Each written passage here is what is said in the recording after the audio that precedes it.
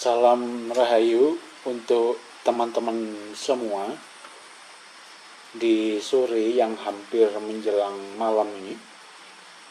Kita berada di Pura Penataran Sangiang di Bali.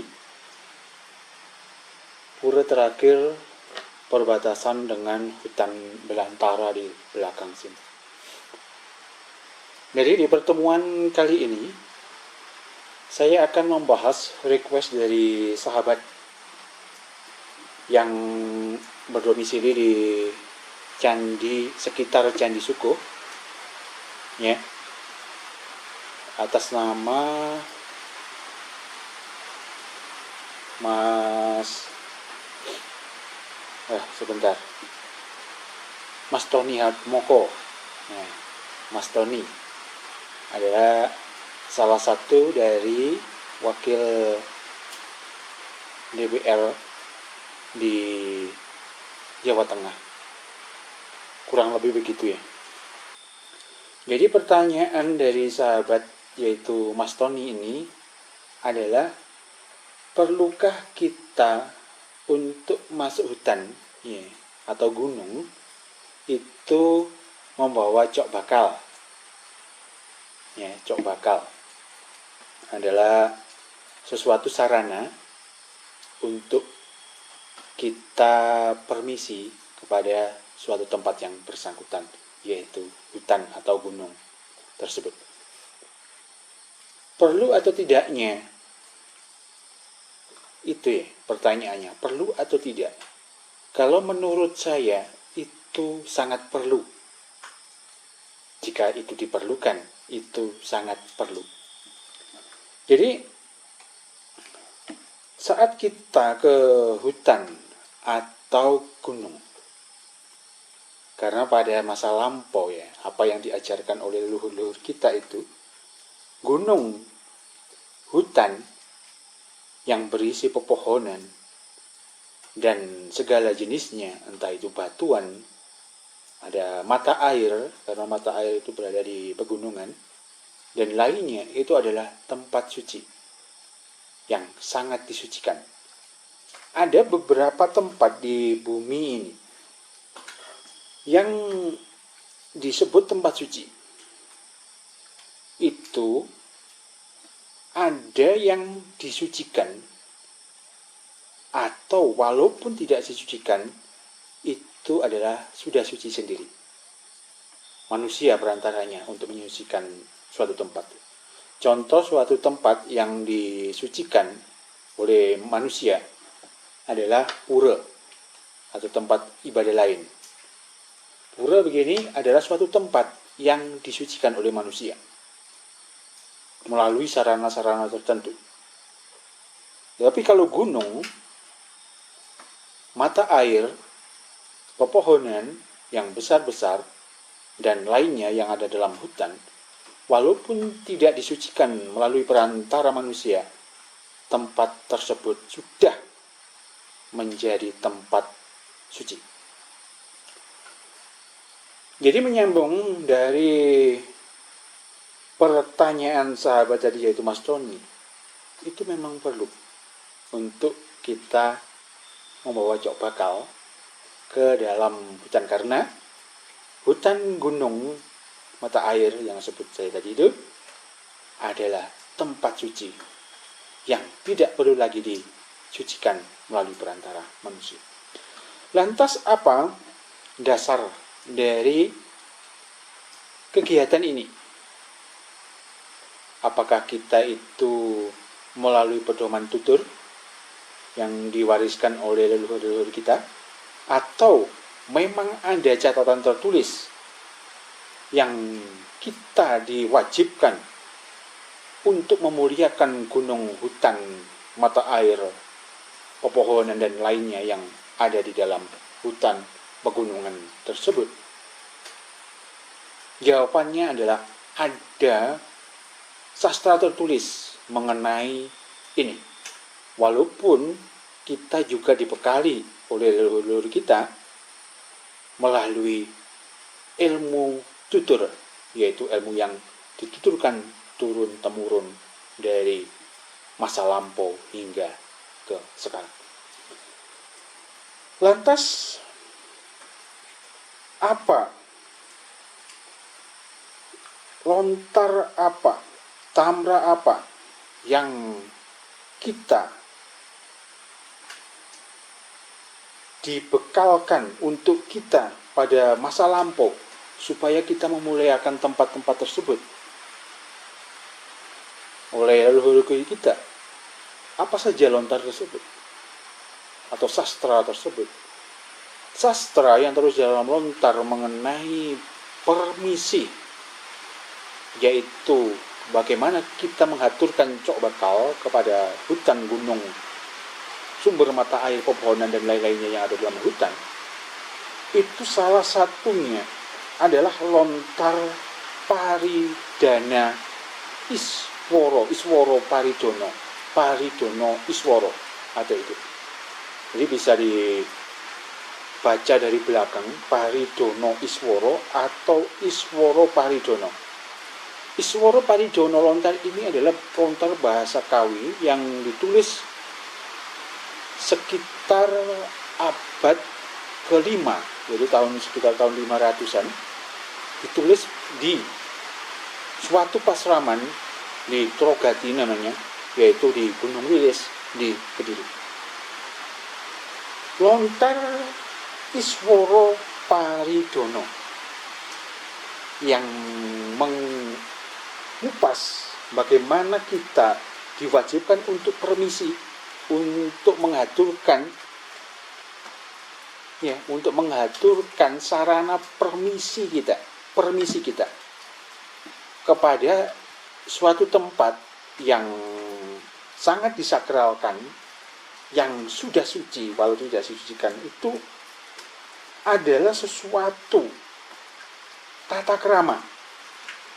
Orang memelihara tempat tersebut, yaitu tempat yang sudah sangat suci walau tidak disucikan, itu ibarat suatu kandungan di dalam perut seorang ibu. Ini adalah ibu bumi, dan di dalamnya yang meliputi gunung, hutan, pepohonan, kemudian mata air dan lainnya yang ada dalam hutan ini, kabut dan lain-lain, itu ibarat suatu kandungan. Kandungan siapa? Kandungan dari Ibu Pertiwi. Suatu kandungan. Kita juga berasal dari situ, dari kandungan ibu. Manusia, ibu, bapak, kita dan lainnya ini adalah bagian dari alam semesta. Kita mengibaratkan kita itu ya tata krama. Orang memelihara suatu kandungan. Ibarat kita juga memelihara, memahami, mentata kramai alam semesta, karena kita juga hidup di dalam kandungan tersebut. Kita itu kan hidup di dalam kandungan ibu bumi ini.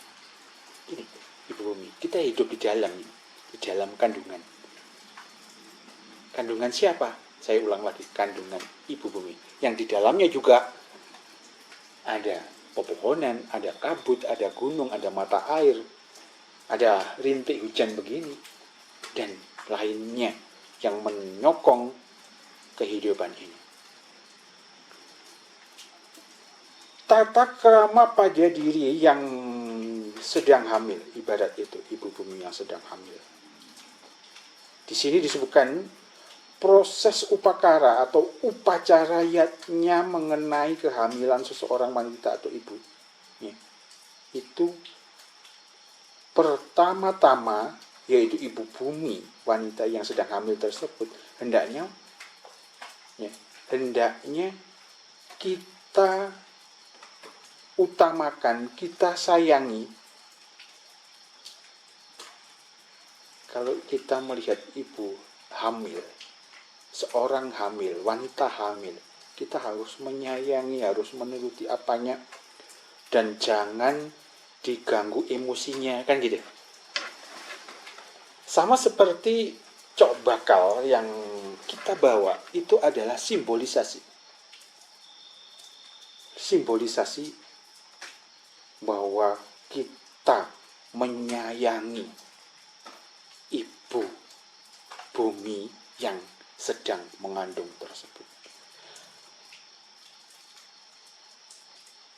Dalam lontar yang tadi yaitu Iswara Paridono disebut bahwa niyan kamaning manusa wang garbini yan ngutamyang sarira miring marukakara parikrama wenang ngarjaki ewil sadyanaya salwiring pisang salwiring woh-wohan maka dibadung kecubung wak taun kula homriwing gugagilang madu manggala pasir gawenan lujakan kita baning mirah ungakno ring badil gedha pinuju deh sang pandhita jeneng Aji. Aji lamuku lemoro paridono. Aji lamuku tang harna on ngising ang sawang ang suwang-suwang. Yen sampun matur wa tigang leng ikang wang ameteng. Tigang awang ameteng sang ibu Pertiwi hana kapabalinga tutuganing parikrama. Wenang mas kapan istri kakung karamonya mako sedana kang lanang manuk lawe. Nggih. Manuk lawe ikang tunung sang ning kang wacaning kwawruh agabing jati yang sang upakara ning kalangwang yani sing ambodo selira. Jenenganing kwarwa apuning kuasa taniksat ini darani suwang-suwang ajening ajining ibu asining ibu kanggo jabeng Pertiwi wajang yang lumaku anggang ruput dan sing klopo linang sing sabut nyira sabuting kaswaning kalapaning gumi. Jadi artinya itu kurang lebih apabila kita berumur sekian, hendaknya kita mempunyai tata krama untuk memelihara kandungan yang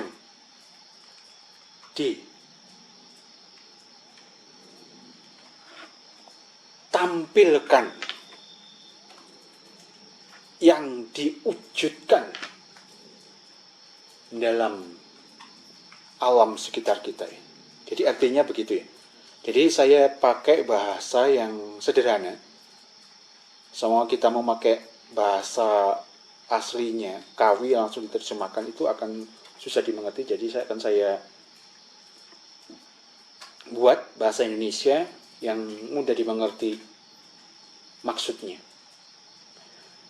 Jadi selanjutnya di sini disebutkan proses upakara atau upacara yang tadi itu, yang di dalamnya ada kelapa, cok bakal itu tadi, ya, kelapa yang dikupas sabutnya. Di dalamnya pula ada gula aren, buah badung, buah kecubung, nau, atau gulanya pohon lontar itu ya, nau itu. Madu, gula pasir, itu semuanya dibikin menjadi, kalau di lontarnya itu bahasanya kayak rujaan. Itu di dalamnya. Kalau mungkin ditambahi mirah, ya mirah itu, mirah delima itu, mirah delima itu. Taruh pada batil atau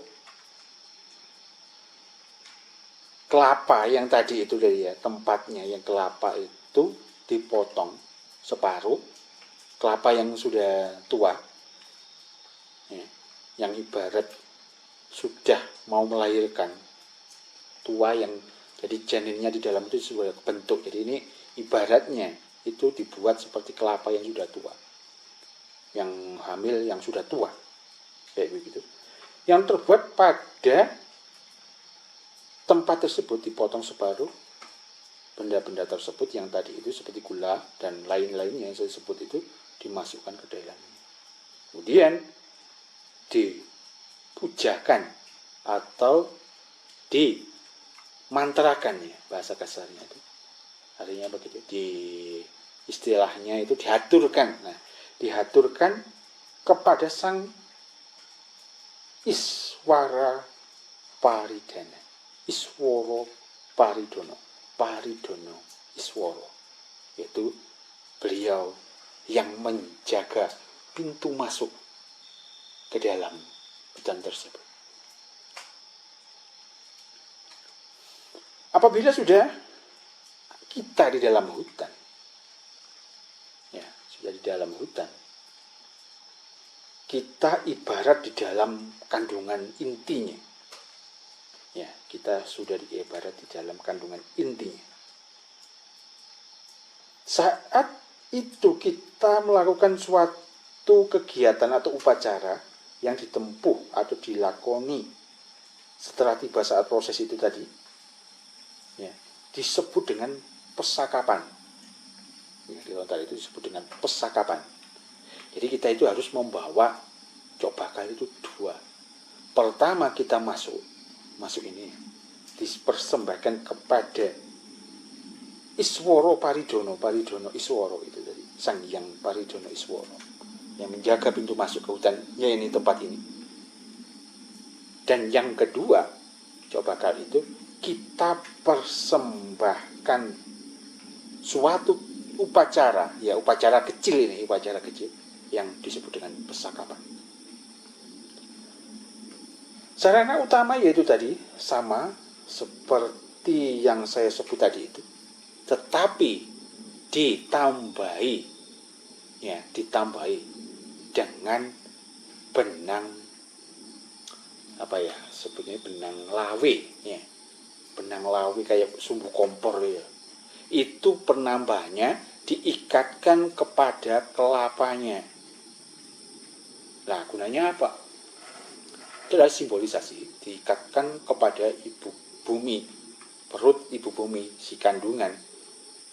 Itu ibarat kita itu simbolisasi melakukan suatu upacara, suatu ritual, ya, bahasanya begitu, ya. Jadi bisa diterjemahkan ke bahasa lain.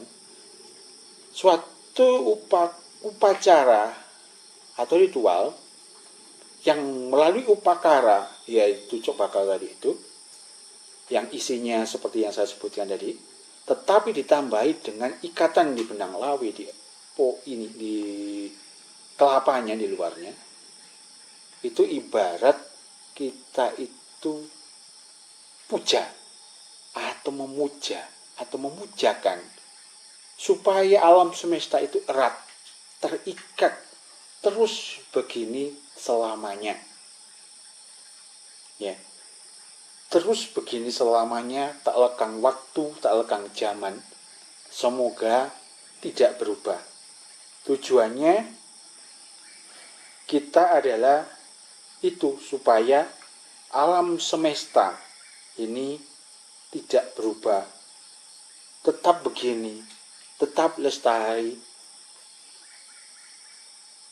Satwa-satwa liarnya tetap ada. Dan semoga pesakapan ini akan menjadi sarana, menjadi jembatan supaya kita juga andil, walau hanya sebatas upacara melalui upakara, yaitu kelapa yang di dalamnya sudah ada ramuan-ramuan, ya saya sebut ramuan-ramuan yang saya sebut tadi itu, supaya semesta ini dalam upacara kecil, upacara pesakapan ini tetap begini, tetap lestari, tetap rimbun, tetap rindang, semoga tidak menjadi bencana, yang gitu. Lantas apa kegunaannya? Apakah setelah kita melakukan upacara melalui upakara yang saya sebut tadi itu, yaitu cok bakal, yang isinya saya sebut juga, itu apa berguna. Nanti bumi ini tidak menjadi bencana atau apa. Tidak. Siklus alam itu mempunyai undang-undang tersendiri. Ini ya, ini gunung berapi di sana ya. Ini bekas gunung berapi. Ya, Gunung Sangyang ini bekas gunung berapi melalui danau yang panjang ini, 3 ini dulu adalah kawah. Apakah kita melakukan upakara itu, persembahan upakara itu melalui upacara persakapan itu akan nanti ini akan suatu saat tidak meletus lagi? Tidak. Siklus alam semesta itu punya siklusnya sendiri-sendiri. Di upacara, di upakara, didoakan apapun, mereka ini akan menuruti keinginannya sendiri. Kita tidak ada apa-apanya. Mereka punya hukum sendiri. Suatu yang terjadi, alam semesta, hukum alam semesta akan terjadi lagi. Ada letusan gunung, pasti akan ada letusan gunung lagi di suatu hari. Ada gempa bumi, pasti ada gempa bumi lagi di suatu hari. Begitu terus berulang-ulang. Tetapi apa kegunaannya itu tadi? Ya tadi. Kita hanya berusaha yang sudah berusaha dan usaha itu sudah diwariskan oleh leluhur kita.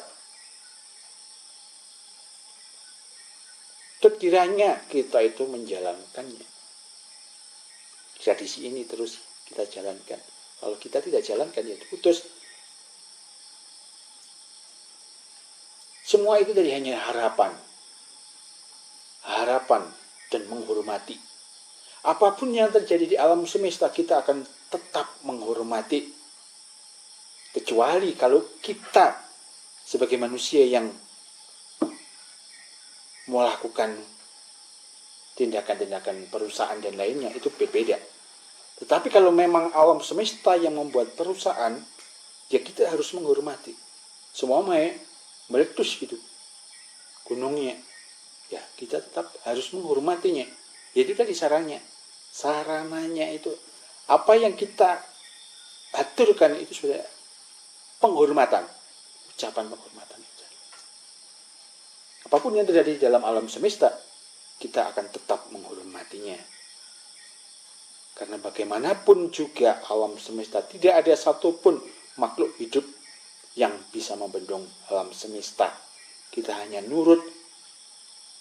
Ya, nurut. Bencana datang itu adalah sarana alam semesta. Ibu Pertiwi ini mengobati dirinya sendiri. Ada gunung meletus, itu adalah pengobati alami, mengobati dirinya sendiri alam semesta itu. Ada gempa bumi, itu adalah mengobati dirinya sendiri.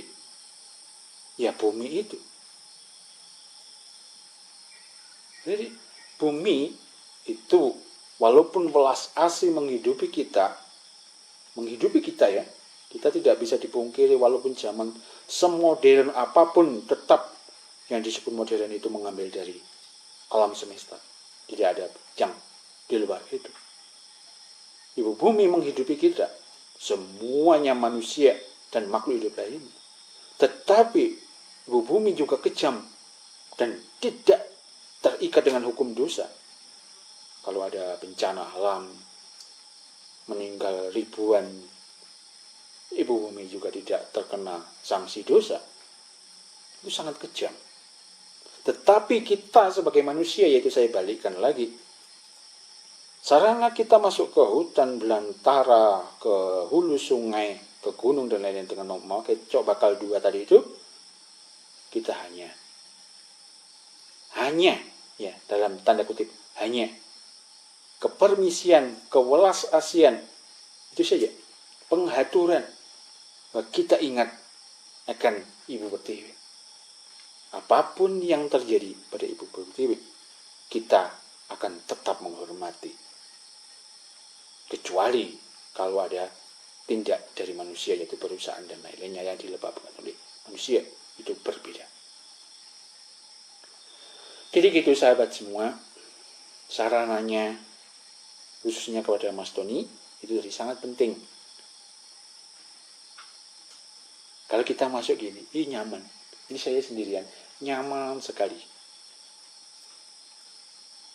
Karena kita ibarat dia itu tadi, di rumah kita, di